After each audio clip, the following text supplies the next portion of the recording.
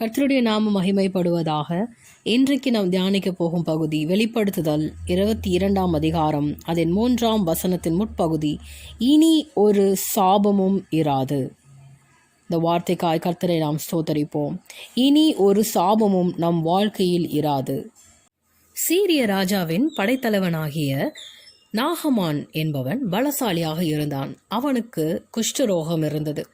அப்பொழுது இஸ்ரவேலிலிருந்து அடிமை பெண்ணாக கூட்டிக் கொண்டு போன ஒரு சிறு பெண் தன் நாச்சியார் அண்டையில் அவள் கூறுகிறார், இஸ்ரவேலில் எலிசா என்னும் தீர்க்கதரிசி ஒருவர் உண்டு.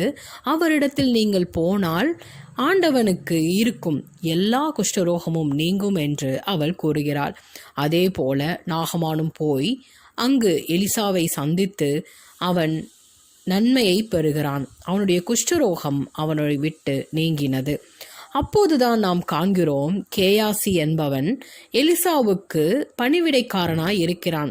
அப்போது கேயாசி அவன் கொடுத்த வெகுமதிகளை எலிசா ஏற்க மறுத்தபோது கேயாசியோ அதன் மேல் மனநாட்டம் கொண்டு நாகமானிடத்திற்கு இரகசியமாய் சென்று அவனிடத்திலிருந்து 2 வெள்ளிக்காசுகளும் 2 மாற்று வஸ்திரங்களும் எலிசா கூறி அனுப்பினதாக கூறினான் என்று அவன் வாங்கிக் கொள்கிறான். இதை அறிந்த எலிசா, நாகமானின் குஷ்டரோகம் உன்னையும் உன் சந்ததியாரையும் என்றென்றைக்கும் பிடிக்கும் என்று கூறினான். அப்பொழுது கேயாசி குஷ்டரோகியானான். அவன் அவனுடைய சமூகத்தை விட்டு புறப்பட்டு போனான். 2 ராஜாக்கள் 5ஆம் அதிகாரத்தில் இதை நாம் காணலாம். நாகமான் குஷ்டரோகியாய் இருந்தான்.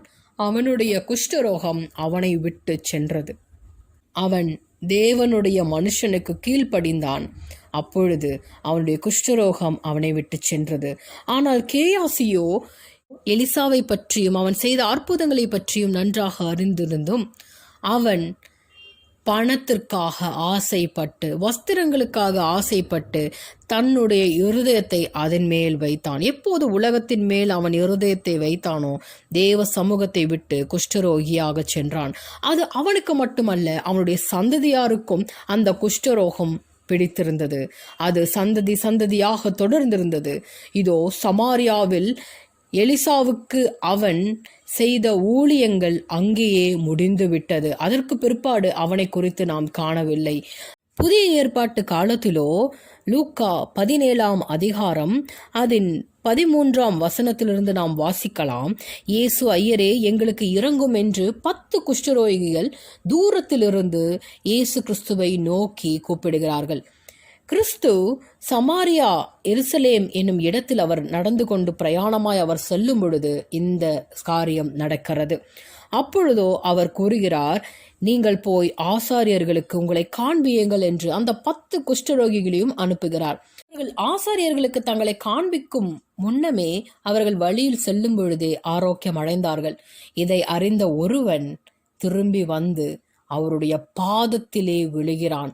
அவன் தூரத்திலே கிறிஸ்துவை கண்டிருக்கிறான். காரணம், குஷ்டரோகிகள் அங்கு வரக்கூடாது, யாரையும் நெருங்கக்கூடாது, அதை அவர்கள் தீட்டாக எண்ணினார்கள். ஆனால் இவனோ சுத்தமான பின்பு இயேசு கிறிஸ்துவின் பாதத்தருகே விழுந்து தேவனை அவன் மகிமைப்படுத்தினான். அப்பொழுதுதான் கிறிஸ்து கூறுகிறார், தேவனை மகிமைப்படுத்துவதற்கு இந்த அந்நியனே அல்லாமல் வேறு ஒருவனும் வரவில்லையா? மீதம் இருக்கும் 9 பேரும் தேவனை மகிமைப்படுத்தாமல் அவர்கள் சென்று விட்டனர். ஆனால் வந்தவனோ சமாரியனாய் இருந்தான். சம்பவத்தில் நாம் கற்றுக்கொள்வது என்ன? அவனும் சமாரியனாகத்தான் இருக்கிறான். கேயாசியோ, இதோ தன் சந்ததியாருக்கெல்லாம் குஷ்டரோகத்தை கொடுத்து விட்டோம், ஆனாலும் அவனுடைய மனம் திரும்பவும் வதைக்கவில்லை.